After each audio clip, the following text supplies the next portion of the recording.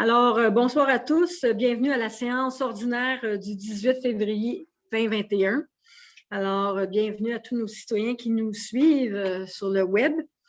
Alors, ouverture de la séance. Au point 2, on a l'adoption de l'ordre du jour en retirant le point 4.3. J'aurais besoin d'un proposeur pour l'adoption de la résolution, pour l'adoption de l'ordre du jour, M. Normand Teasdale, appuyé par M. Denis Parent. Alors, au point 3, c'est l'intervention de l'assistance. Madame, avons-nous aucune question de l'assistance? Parfait. On peut procéder d'abord au point 4, affaire du Conseil. À 4.1.1, c'est l'adoption du procès-verbal de la séance ordinaire du 28 janvier 2021. Alors, j'aurais besoin d'un proposeur avec dispense de lecture, bien évidemment. M. Michel Robert, appuyé par M. Yves Corriveau. À 4.2, nous avons le mandat à l'Institut de la gouvernance d'organisations privées et publiques, l'IGA. Alors, lors de la séance ordinaire du 15 février 2018 de la MRC de la Vallée du Richelieu, par adoption d'une résolution, on avait accordé un mandat à l'Institut de gouvernance pour effectuer un diagnostic sur la gouvernance de la MRCVR. Suite à l'octroi de ce mandat, l'IGA a dressé un portrait des pratiques de gouvernance et a proposé des recommandations. Alors, ce portrait de recommandation a tenu lieu à un rapport sur la gouvernance de la MRC qui a été déposé et qui a été adopté même par les membres en mai 2018. Alors, la MRC souhaite réaliser une évaluation 3 ans plus tard de la mise en œuvre de ces recommandations-là. On a aussi obtenu une proposition du service de l'IGOP en date du 2 février 2021 pour un montant de 5 900 taxes incluses et non plus les taxes et taxes incluses. Alors, j'aurais besoin d'un proposeur pour accorder à l'Institut de gouvernance d'organisations privées et publiques le mandat pour l'évaluation et de la mise en œuvre des recommandations qui avaient été proposées, d'autoriser Mme Évelyne Davignon, directrice générale et secrétaire trésorière, à signer pour et au nom de la MRC de la Vallée du Richelieu la proposition. Alors, j'aurais besoin d'un proposeur, M. Yves Lessard, appuyé par Mme Chantal Denis. Alors, le 4.3 a été retiré de la séance. Excusez-moi. Alors, au point 5.1,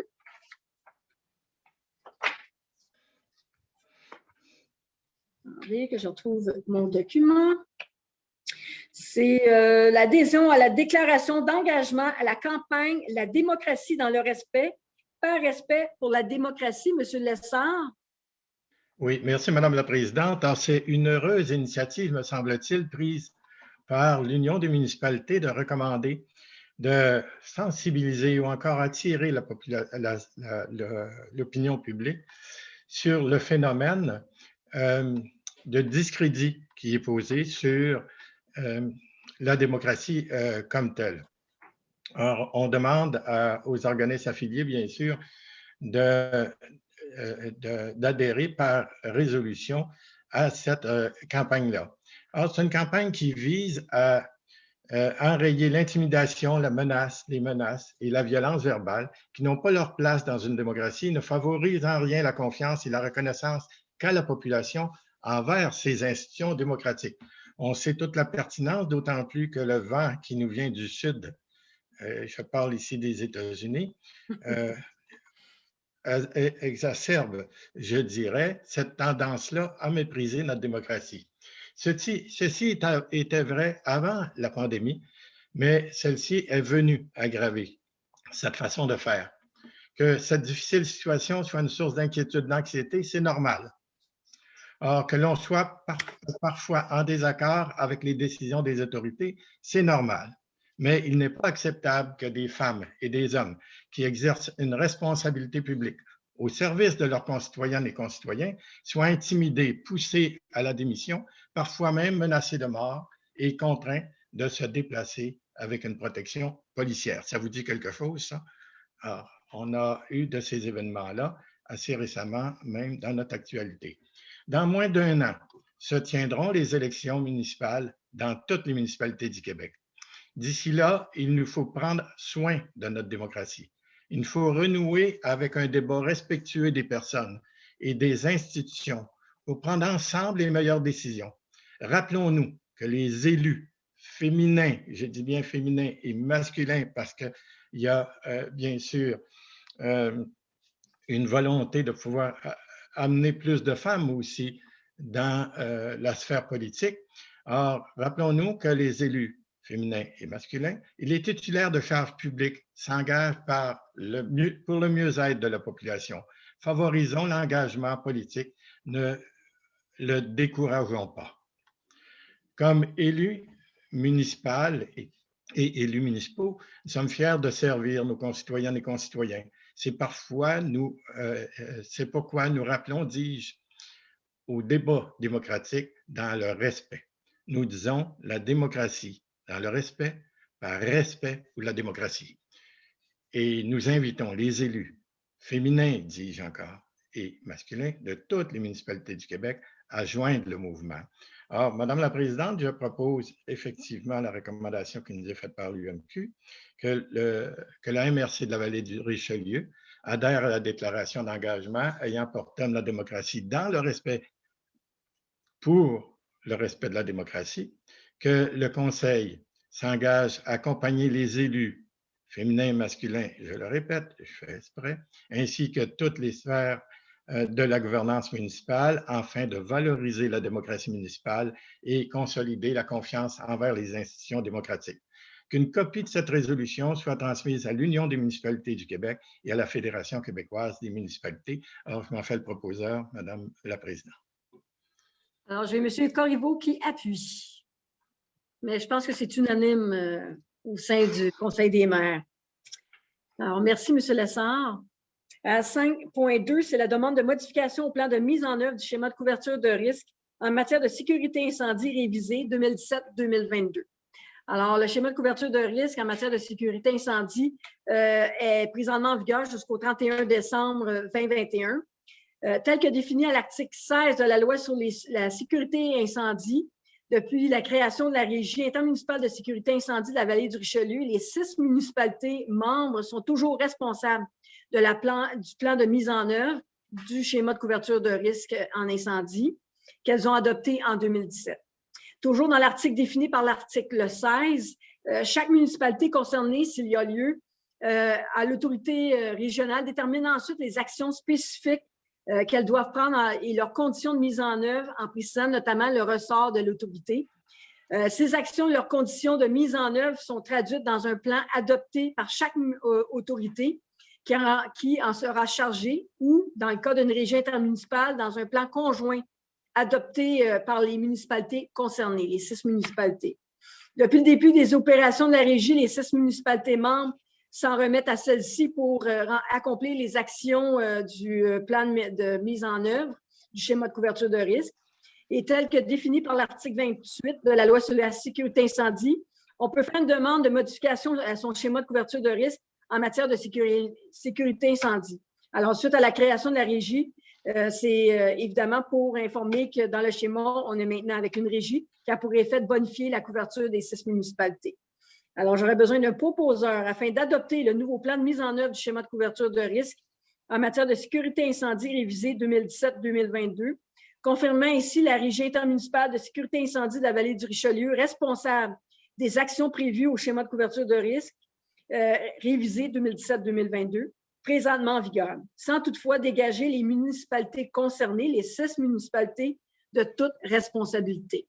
Alors, j'aurais besoin d'un proposeur. M. Normand Teasdale, appuyé par...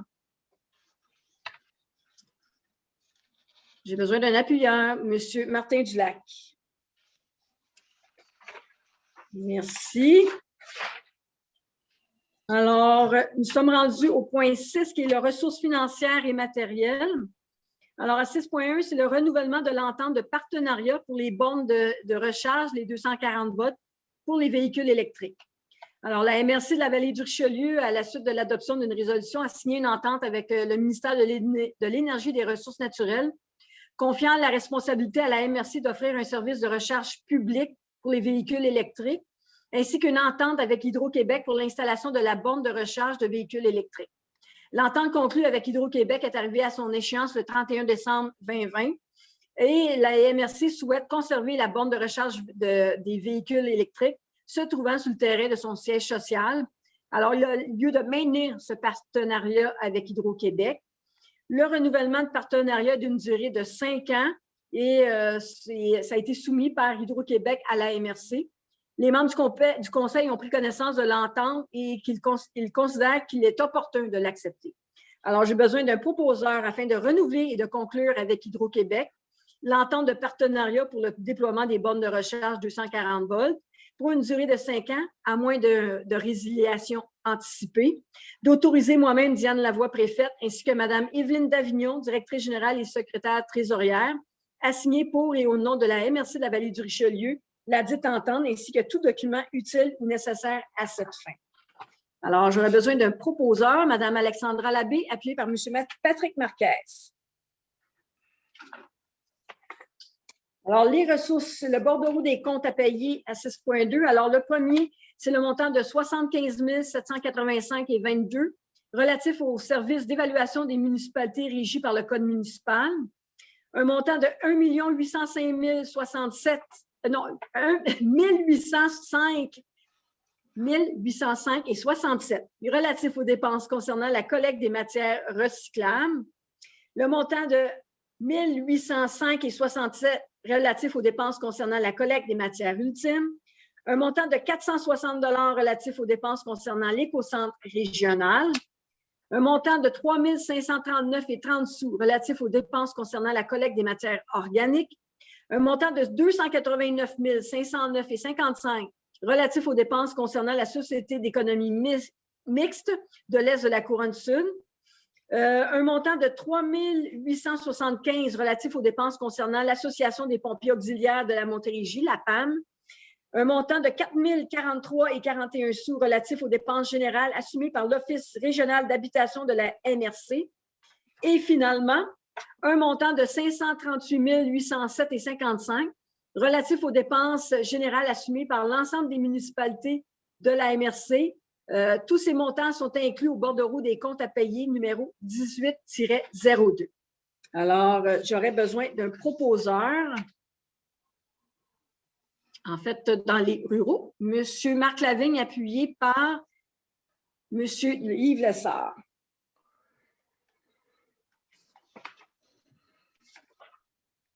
Ensuite, nous sommes rendus au point 7, qui est le comité de la MRC. Alors, à 7.1.1, c'est l'adoption des comptes rendus des rencontres du 14 janvier 2021, 21 janvier et 28 janvier 2021 du comité sur les investissements. J'aurais besoin d'un proposeur. M. Marc Lavigne, appuyé par M. Yves Corriveau. Ensuite, à 7.1.2, c'est l'adoption des comptes rendus des rencontres du 13 janvier, 25 janvier du comité sur le soutien aux communautés rurales. Alors, M. Michel Robert, appuyé par Mme Chantal Denis.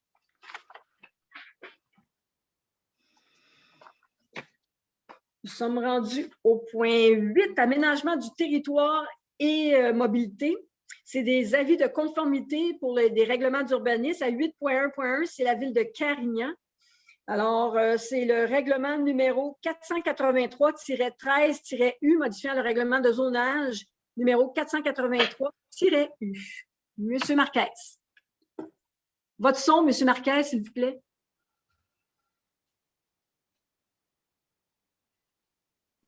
Cherchez le bouton. Donc, je suis là.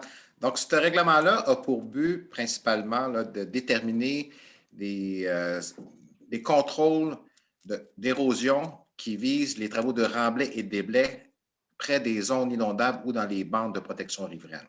Donc, le règlement a été vérifié par le comité d'aménagement du territoire qui recommande au Conseil d'approuver le règlement 483-13-U.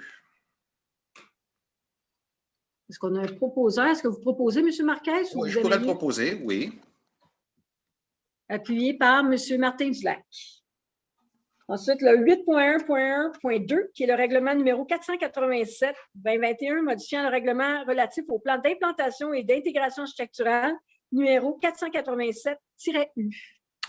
Oui, le règlement 487-2021, c'est concernant le secteur Sainte-Thérèse à Carignan, du chemin Sainte-Thérèse, où on veut rajouter une zone pour permettre un PPI dans le secteur. Donc, c'était vérifié par le comité d'aménagement du territoire et c'est demandé au conseil d'approuver le règlement. Alors, vous le proposez, M. Marquez? Bien sûr. Appuyé par M. Yves Corriveau. Alors, pour la municipalité de McMasterville, cette fois-ci, à 8.1.2.1, règlement numéro 381-11-2020, modifiant le règlement sur les plans d'implantation et d'intégration architecturale, numéro 381-00-2008. Oui, Madame la préfète, en fait, il s'agit d'un règlement pour étendre le PIA, donc le plan d'intégration et d'implantation architecturale, à l'ensemble du territoire de la municipalité dans le cas de reconstruction de bâtiments. Donc, on a une recommandation favorable de la part du département de l'aménagement, du territoire et de la mobilité de la MRC. Il y a également d'autres dispositions qui sont modifiées, là, essentiellement des coquilles là, dans nos règlements. Donc, je propose l'adoption.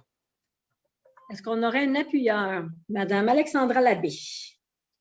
Alors, à 8.1.2.2, règlement numéro 382-29-2020, modifiant le règlement de zonage numéro 382-00-2008.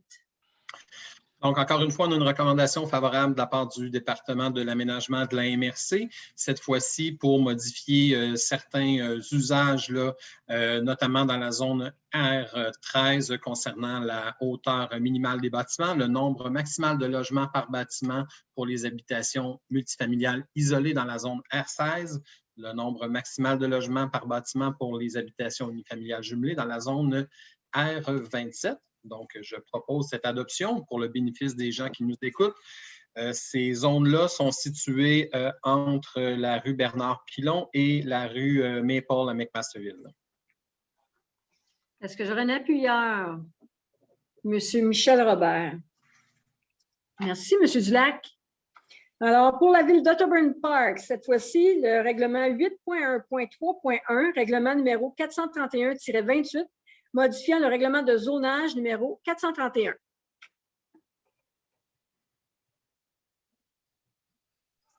Oui, voilà. OK, ce règlement a pour objet de préciser les normes relatives au projet intégré. Vous allez voir que les trois règlements sont raccordés ensemble, là, mais on va vous expliquer plus loin pourquoi on veut les mettre tous ensemble finalement. Fait que tout est conforme, tout est accepté par la MRC. Fait que voilà. Alors, vous en faites la proposition, M. Parent? Oui, madame. Est-ce que j'aurais un appuyeur pour M. Parent? M. Patrick Marquez. 8.1.3.2, c'est le règlement numéro 431-29 modifiant le règlement de zonage numéro 431. Voilà, le règlement numéro 431-29 doit être approuvé par la MRC de la vallée du Richelieu. Sur le règlement numéro 70-19.1, régissant l'examen de conformité des règlements d'urbanisme des municipalités locales. Le règlement a pour objet d'intégrer 2 zones résidentielles en même une zone résidentielle existante, ainsi que de modifier les normes de lotissement dans cette nouvelle zone. C'est 3 zones qui étaient contiguës, qui avaient des règlements différents parce qu'il y avait eu les systèmes d'eau qui avaient été passés, les anciennes choses. Fait qu'on a décidé de standardiser puis de mettre ces 3 lots-là dans un seul pour pouvoir avoir une meilleure réglementation dans ce coin-là. Alors, vous en faites la proposition, M. Parent? Oui, madame. J'aurais besoin d'un appuyeur. Madame Chantal Denis. Ensuite, 8.1.3.3, c'est le règlement numéro 432-5, modifiant le règlement de lotissement numéro 432. Voilà. Le règlement numéro 432-5 doit être approuvé par la MRC. Sur le règlement numéro 70-19-1 régissant l'examen de conformité des règlements d'urbanisme des municipalités locales. Le règlement a pour objet d'introduire des normes relatives aux dimensions des terrains, d'expliquer la méthode de calcul d'une profondeur minimale de l'eau et d'abroger la disposition concernant la largeur d'un terrain. J'en fais la proposition. Appuyé par M. Marc Lavigne. Alors, 8.1.4, Ville de Saint-Basile-le-Grand. Règlement numéro U-283, modifiant le règlement sur les plans d'implantation et d'intégration architecturale numéro U-280. Oui, Madame la Préfète, ce règlement-là a pour objet de soumettre tous les projets intégrés au règlement sur les PIA. Alors, par résolution, la municipalité a recommandé effectivement à la MRC de se prononcer, comme il se doit, sur ce règlement. Alors, lorsqu'on parle d'un PIA, c'est un plan d'implantation d'intégration architecturale. C'est le projet numéro 2, U280. Donc, à cet effet, le département de l'aménagement du territoire de la municipalité régionale de Comté a recommandé au Conseil de l'approuver, ce qui a été fait puisqu'il a répondu que ce règlement-là répond est conforme au chemin d'aménagement. Donc, à cet effet, je fais la proposition que le règlement numéro U-280-3, modifiant le règlement sur les plans d'implantation et d'intégration architecturale, dis-je, numéro U-280 de la ville de Saint-Basile-le-Grand, soit et est approuvé par la MRC de la vallée du Richelieu. On fait la proposition. Alors, j'aurais besoin d'un appuyeur, M. Michel Robert. Alors, cette fois-ci, pour la municipalité de Saint-Denis-sur-Richelieu, c'est le règlement numéro 2020-R-265 modifiant le règlement de zonage 2011-R-195. Alors, le règlement a pour objet de modifier les usages permis dans la zone CR 120 afin de permettre, entre autres, plus d'usages municipaux sur un terrain qui lui appartient. Le règlement propose également, dans cette même zone, de passer d'un maximum de 3 logements à un maximum de 6 logements, d'autoriser les usages communautaires et institutionnels, plein air extensif et récréation intérieure, et d'autoriser l'usage d'un garage municipal. Le règlement fait l'objet de recommandations du département de l'aménagement du territoire et mobilité de la MRC. Alors, j'en fais la proposition. Merci, Mme Thibault, appuyée par Mme Chantal Denis. Merci beaucoup. Alors, on est rendu au point 9, qui est le développement agricole, culturel, économique, social et touristique. Alors, à 9.1, c'est l'agricole. À 9.1.1, c'est la mise en œuvre du fonds de microcrédit agricole de la vallée du Richelieu. Alors, depuis 2018, la MRC de la vallée du Richelieu et le syndicat local de l'Union des producteurs agricoles travaillent en collaboration afin de mettre en œuvre des fonds de crédit agricole, un microcrédit agricole. En avril 2019, le Conseil de la MRC, par résolution, a adopté la politique d'investissement des fonds de microcrédit agricole.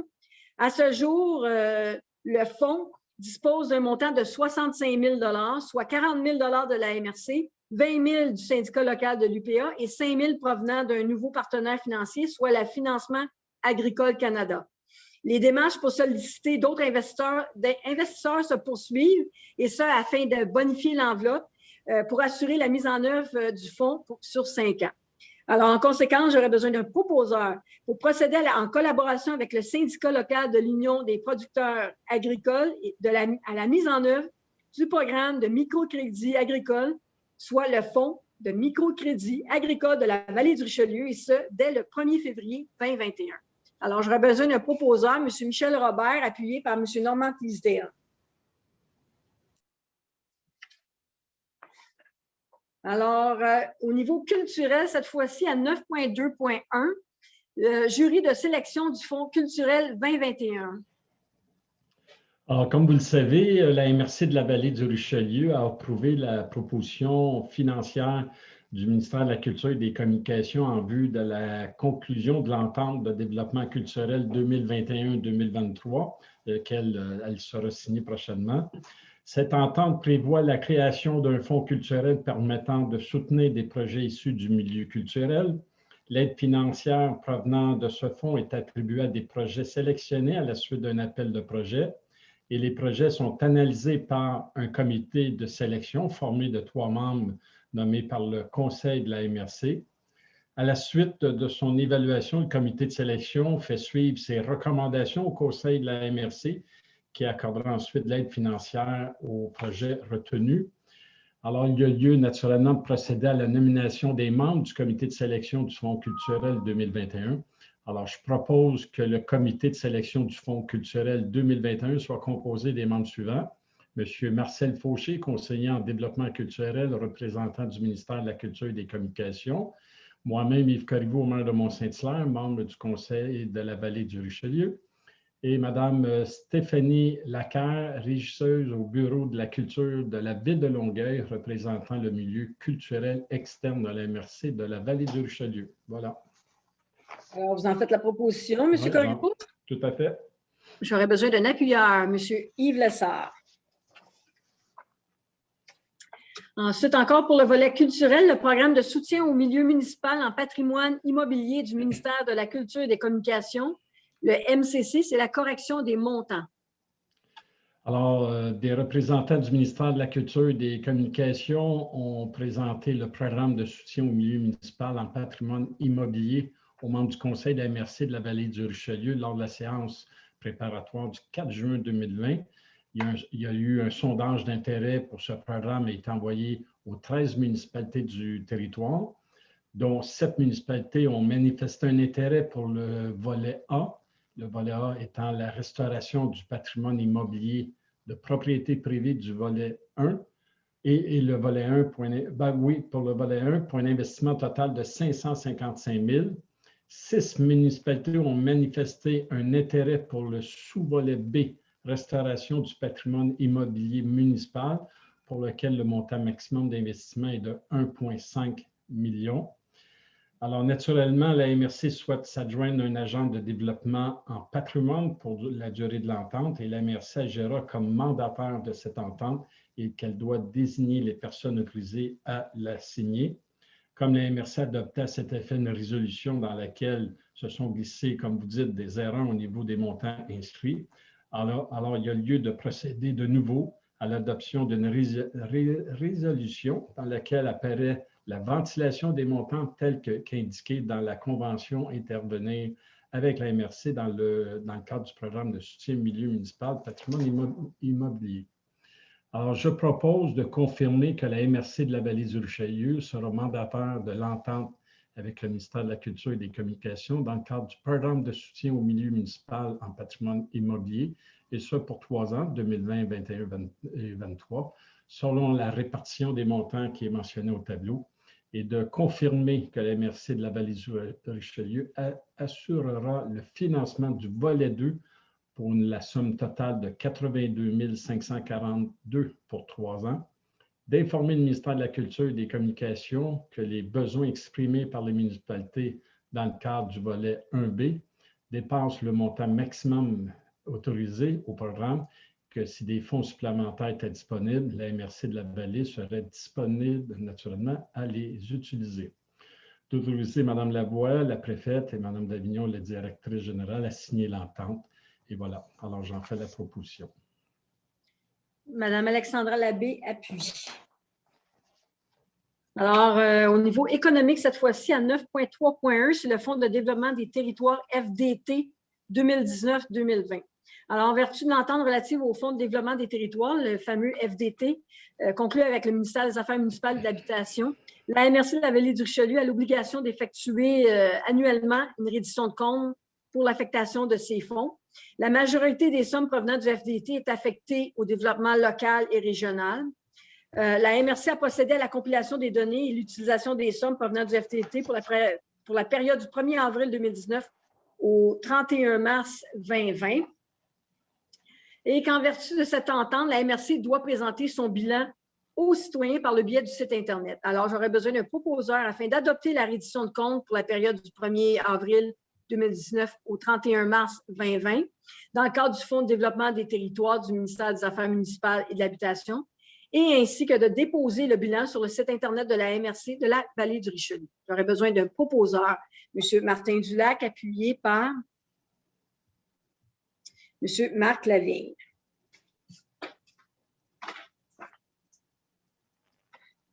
Alors, nous sommes rendus au point 10, le point environnement.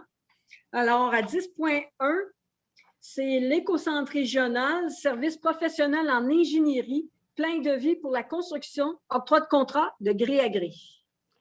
Effectivement, alors, c'est comme vous savez, on est rendu ce soir, c'est pour donner un mandat pour les bâtiments qu'on aura à l'éco-centre. Alors, pour ce faire, la MRC a sollicité 2 firmes d'ingénierie, le groupe conseil Juniper et les services EXP, qui ont déposé les offres de services pour le mandat des services professionnels d'ingénierie pour les pleins de vie pour la construction des bâtiments de l'éco-centre. Et en conformité avec le règlement numéro 82-19 relatif à la gestion contractuelle, il y a lieu d'octroyer le contrat à les services EXP au montant de 34 000 $ plus les taxes. Et les membres du conseil ont pris connaissance de l'offre et s'en déclarent satisfaits. Et par conséquent, alors je propose d'octroyer le contrat relatif à des services professionnels d'ingénierie pour les pleins de vie pour la construction des bâtiments de l'éco-centre régional au service EXP Inc. au montant soumis de 34 000 $ plus les taxes applicables, tel que présenté dans l'offre de service du 4 février 2021 et d'autoriser Mme Lavoie et Mme Davignon à signer au nom de la MRC. Voilà, j'en fais la proposition. Est-ce qu'on aurait un appuyeur? Monsieur Denis Parent. À 10.2, c'est l'entretien des cours d'eau, c'est le renouvellement du mandat au groupe Pleine Terre Incorporé pour les services professionnels en ingénierie. Alors, le 18 octobre 2018, par résolution, la MRC a octroyé au groupe Pleine Terre le contrat pour les services professionnels en ingénierie pour les entretiens et les aménagements des cours d'eau de la MRC de la vallée du Richelieu. La durée initiale du contrat était de 33 mois, qui arrive à échéance le 1er août 2021. Et le contrat permet un prolongement d'un mandat de 2 ans additionnel, soit jusqu'au 1er août 2023. Les services groupe Pleine Terre, dans le cadre du présent mandat, sont généralement exécutés à la satisfaction de la MRC. Et la MRC doit informer le consultant au plus tard le 1er mars 2021 de l'utilisation ou non de ces 2 années supplémentaires. Alors, en conséquence, j'aurais besoin d'un proposeur afin de prolonger le contrat pour les services professionnels en ingénierie pour les entretiens et les aménagements des cours d'eau de la MRC de la vallée du Richelieu avec le groupe Pleine Terre Incorporé pour 2 années supplémentaires, soit jusqu'au 1er août 2023, le tout selon les dispositions prévues au contrat en vigueur. Alors, j'aurais besoin d'un proposeur, M. Yves Lessard, appuyé par M. Patrick Marquez. Alors, à 10.3, cette fois-ci, c'est pour la Société d'économie mixte de l'Est de la Couronne Sud, la CEMEX, convention pour la direction et la coordination générale de la conception et de la construction du projet d'augmentation de capacité. C'est l'autorisation. M. Lavigne. Merci, Mme la préfète. Alors, effectivement, attendu que le projet d'augmentation de capacité du centre de traitement de matières résiduelles organiques par biométhanisation, propriété de la CEMEC, pour augmenter à 120 000 tonnes, attendu que la CEMEC a résolu de confier à Biogaz EG la direction et la coordination générale du projet de conception et de construction du projet d'augmentation de capacité du centre de traitement de matières résiduelles organiques par biométhanisation, afin que la CEMEC puisse se prévaloir de cette expertise, attendu que la Convention prévoyait des modalités relatives à la direction et à la coordination générale du projet de conception et de construction du projet d'augmentation de capacité du centre de traitement de matières résiduelles organiques par biométhanisation, doit intervenir entre la CEMEC et Biogaz EG, attendu que la Convention est soumise au Conseil ce soir, attendu qu'en vertu de l'article 40 de la loi sur les SEM, la MRC de la Ville du Richelieu doit autoriser la signature de la Convention par la CEMEC pour que celle-ci puisse avoir effet. En conséquence, je propose donc, et appuyé par Mme Nadeau, et résolu que la Société d'économie mixte de l'Est de la Couronne Sud, Inc., soit autorisée à signer avec Biogaz EG la Convention pour la direction et la coordination générale de la conception et de la construction du projet d'augmentation de capacité du centre de traitement de matières résiduelles organiques par biométhanisation, propriété de la CEMEC, laquelle convention a été soumise au Conseil pour autorisation. La signature de celle-ci par la Société d'économie mixte de la Couronne Sud. C'est adopté, je pense, à l'unanimité. Alors, merci, M. Lavigne. Merci beaucoup. Alors, aucun sujet faisant l'objet d'une décision au point 11. Alors, on peut passer au point 12, qui est la réglementation, à 12.1. C'est le règlement numéro 81-21-1, modifiant le règlement numéro 81-19, établissant les modalités de publication des avis publics de la MRC de la Vallée du Richelieu. C'est l'adoption. Alors, lors de la séance, lors de la séance ordinaire du 15 août 2019, la MRC de la Vallée du Richelieu a adopté par résolution le règlement numéro 81-19, établissant les modalités de publication des avis publics de la MRC. Ce règlement a été adopté à la suite de sanctions du projet de loi 122, soit la loi visant principalement à reconnaître que les municipalités sont des gouvernements de proximité. Alors, la MRC a notamment prévu dans ce règlement que les avis publics seraient publiés via son site Internet et affichés à ses bureaux aux endroits prévus à cet effet. Par contre, des coquilles se sont glissées à l'intérieur du règlement, ce qui a lieu de les corriger par adoption d'un règlement à cet effet. Un avis de motion a été donné lors de la séance du 28 janvier dernier et le projet de règlement a été déposé et présenté au Conseil des maires.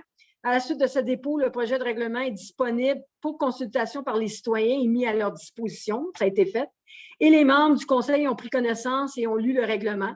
Aucune modification. La Vallée du Richelieu renonce à la lecture conformément à la loi, l'article 445 du Code municipal. Alors, j'aurais besoin de proposeurs afin que le règlement numéro 81-21-1, modifiant le règlement numéro 81-19, établissant des modalités de publication des avis publics de la MRC de la Vallée du Richelieu, soit et est adopté, tel que soumis, faisant partie intégrante de la présente, comme s'il était ici reproduit au long.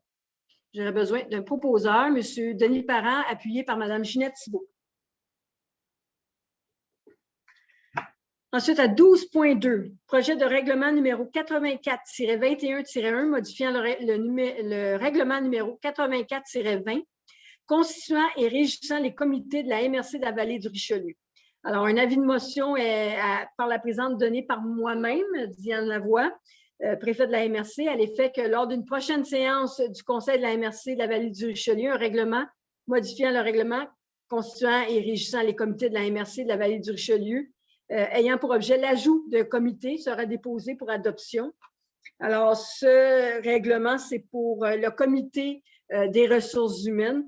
Alors, voilà, le règlement a été déposé aux membres du Conseil et le projet de règlement numéro 84-21-1 qui modifie le règlement 84-20 constituant et régissant les comités de la MRC de la Vallée du Richelieu a été déposé à l'ensemble des maires pour adoption dans une séance ultérieure. Alors, j'en donne l'avis de motion.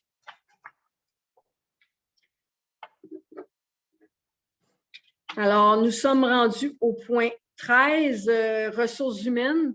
À 13.1, c'est l'embauche d'une coordonnatrice en développement économique. Alors, l'emploi d'une coordonnatrice en développement économique est à pourvoir à la MRC de la Vallée du Richelieu. Des démarches relatives au recrutement ont été amorcées par la MRC. Alors, les recommandations du comité de sélection composé de Mesdames Evelyne Davignon, directrice générale et secrétaire trésorière, et Diane Godet, directrice du service des ressources financières et matérielles et secrétaire trésorière adjointe, sont favorables. En conséquence, j'aurais besoin d'un proposeur afin que Mme Lynne Beauvillier soit et est embauchée pour occuper l'emploi de coordonnatrice en développement économique à compter du 8 mars 2021, que l'embauche de Mme Beauvillier soit et est établie sur une base contractuelle d'une durée de 4 ans à temps plein, avec une période de probation de 6 mois, et que l'embauche de Mme Beauvillier soit faite avec les conditions prévues au document intitulé « Confirmation de conditions d'emploi ». J'aurais besoin d'un proposeur, M. Patrick Marquez, appuyé par M. Martin Dulac. Alors, à 13.2, cette fois-ci, c'est l'embauche d'une directrice du service de développement agricole, culturel, économique, social et touristique. Alors, l'emploi d'une directrice au service de développement agricole, culturel, économique, social et touristique est à pourvoir à la MRC. Des démarches relatives au recrutement ont été amorcées par la MRC. La recommandation du comité de sélection composé de moi-même, Diane Lavoie, préfète, Mme Evelyne Davignon, directrice générale et secrétaire trésorière, et de M. Marc Lavigne, préfet suppléant, sont favorables. Alors, j'aurais besoin d'un proposeur afin que Mme Anne-Marie Granger-Godbout soit et est embauchée pour occuper l'emploi du poste de directrice du service de développement agricole, culturel, économique, social et touristique à compter du 8 mars 2021. Que l'embauche de Mme Granger-Godbout soit établie sur une base permanente à temps plein avec une période de probation de 6 mois et que l'embauche de Mme Granger-Godbout soit faite selon les conditions prévues au document intitulé « Confirmation des conditions d'emploi ». Alors, M. Yves Corriveau propose et M. Normand Teasdale appuie.